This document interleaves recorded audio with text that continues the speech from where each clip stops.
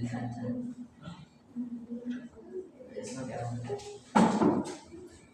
pagi anak-anak. Pagi.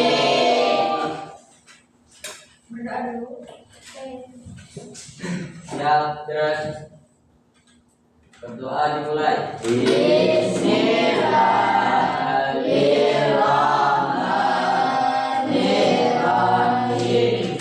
Alhamdulillahi rabbil alamin. Ar-Rahmanir-Rahim.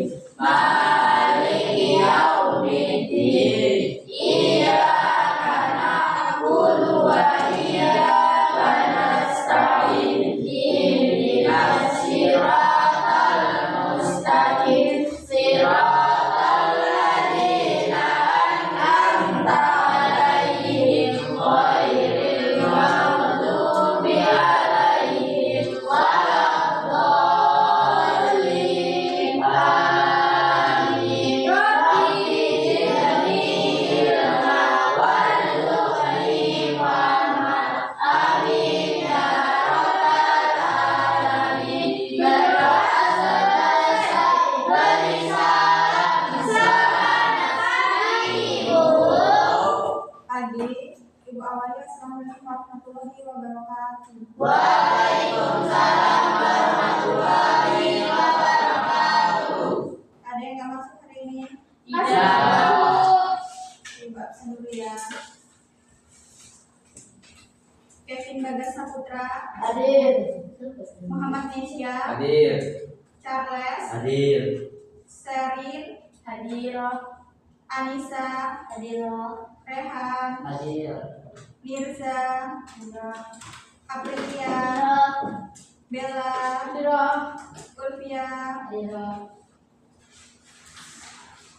Kemarin kita belajar tentang teks observasi ya. Sekarang kita belajar tentang teks eksposisi. Ada yang tahu teks eksposisi? Belum Pengertian teks eksposisi adalah teks yang berisi penjelasan atau paparan informasi tentang suatu topik dengan tujuan memberi pengetahuan dan memperluas wawasan pembaca. Teks ini bersifat inovatif, informatif, dan logis, bukan untuk mempengaruhi seperti teks persuasif. Contohnya artikel kimia, tulisan di majalah, atau berita penjelasan tentang fenomena sosial.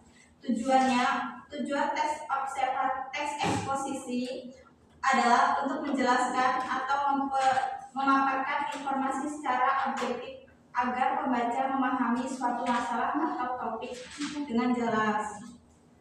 Ciri-ciri teks eksposisi bersifat informatif, tidak memihak dan berdasarkan fakta, mengandung data dan argumen logis untuk memperkuat penjelasan, menggunakan bahasa baku dan jelas, disertai istilah ilmiah sesuai topik pembahasan, disusun secara logis dan sistematis.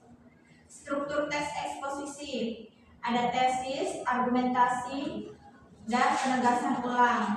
Ciri kebahasaannya itu ada menggunakan kata teknis atau istilah topik, menggunakan konjungsi kausalitas, menggunakan kata kerja mental, menggunakan kalimat fakta dan opini. Di sini ada yang belum jelas tentang teks eksposisi. Belum.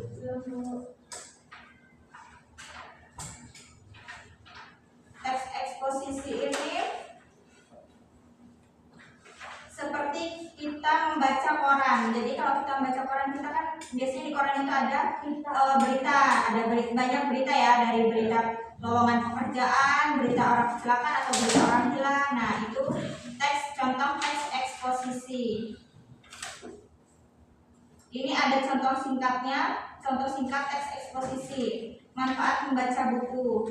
Nah, di tesis ini kan di sini teks eksposisi ini ada strukturnya ya. Strukturnya tesis, argumentasi, dan penegasan ulang.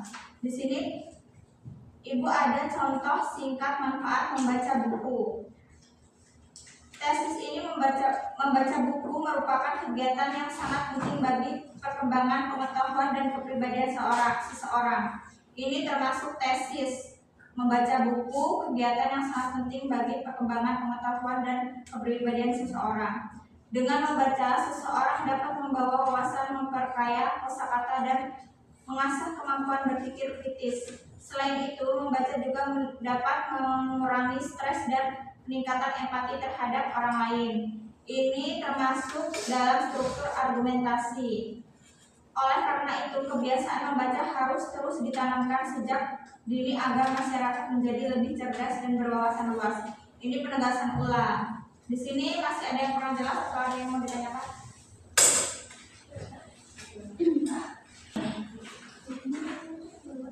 Jika tidak ada yang ditanyakan, kita akhiri pelajaran hari ini. Ibu akhiri. Wassalamualaikum warahmatullahi wabarakatuh. Waalaikumsalam warahmatullahi wabarakatuh.